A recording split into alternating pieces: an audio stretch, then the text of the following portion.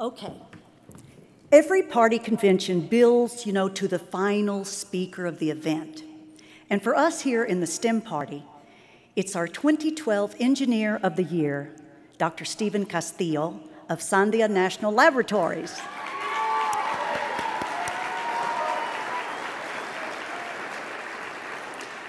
But sprinkled throughout the convention are certain keynote addresses given by the party's power brokers and kingmakers that help build the momentum, to the culminating moment, but also to add some gravitas to the business of projecting the party's platform. Now, the Republican Party gave us Clint Eastwood, and the Democrats brought back President Bill Clinton. And let me tell you, both speeches had lots of good, a little bad, and even some ugly in them. Good, the bad, and the ugly, remember that? Okay. Here at the STEM Party, all we've got are some admirals, generals, some national lab directors and former astronauts. And just in case that's not enough, we're bringing out the big gun now. He's going to be back later in the show to accept the 2012 Chairman's Award. But now he comes to the stage representing the weekend's title host sponsor. We've got a little video to show you first, and after that, I hope that you will join me in welcoming the Chairman and Chief Executive Officer of Lockheed Martin Corporation 2012 HENAAC Award honoree, Mr. Robert J. Stevens.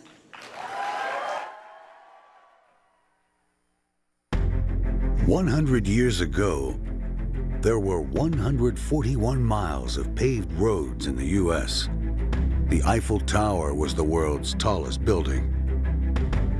Aircraft flew at 30 miles per hour.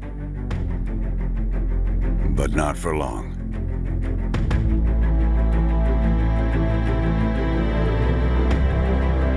In a rented Santa Ana church, a dreamer went to work, bringing an innovative aircraft design to life. And two mechanics started building seaplanes out of a Santa Barbara garage. These pioneers blazed a trail that would change aerospace and our lives forever. The companies they founded paved the way for a century of unprecedented change. But one thing has always been constant: commitment to continuously push the boundaries of technology and serve the cause of freedom and global security, a commitment embodied for 100 years by the men and women of Lockheed Martin. From World War to Cold War to War on Terror, from the industrial age to the information age, we've helped America and allied nations rise to the challenge of tomorrow. With breakthrough performance and game-changing innovations, we've continued our legacy of building revolutionary aircraft that have always given our forces a decisive edge.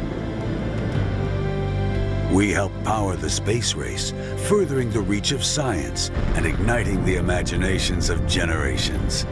We put eyes in the sky to provide intelligence, monitor the environment, witness the birth of stars, and detect the faint echo of the Big Bang. We've innovated breakthrough technologies to train, protect, and equip frontline forces on the ground, in the air, and at sea. And we've harnessed the power of ones and zeros to serve ever-changing government missions. Today, as the very definition of global security expands, as governments seek to better serve the needs of citizens, the men and women of Lockheed Martin continue to answer the call. United by an unwavering sense of purpose, we're ready for the next mission. And the next. And the next. We know that the velocity of change will continue to be a challenge we will continue to embrace in our next 100 years of accelerating tomorrow.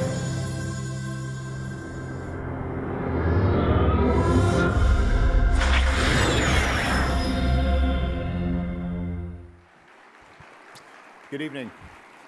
Lockheed Martin has been very proud to sponsor the HENAAC conference since its inaugural event in 1989.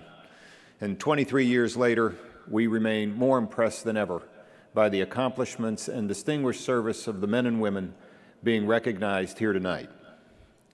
I'm particularly proud of our 2012 Lockheed Martin honorees, Dr. Stephen P. Castillo of Sandia National Laboratories, who's being recognized as the 2012 Engineer of the Year this evening, and Michael A. Kashiro, who is our Space Vehicle Director for the Advanced Extremely High Frequency Satellite Program, who was recognized today as a Luminary honoree. Michael, Stephen, congratulations to you. This year is a very special year for our company, as we are commemorating our 100th anniversary.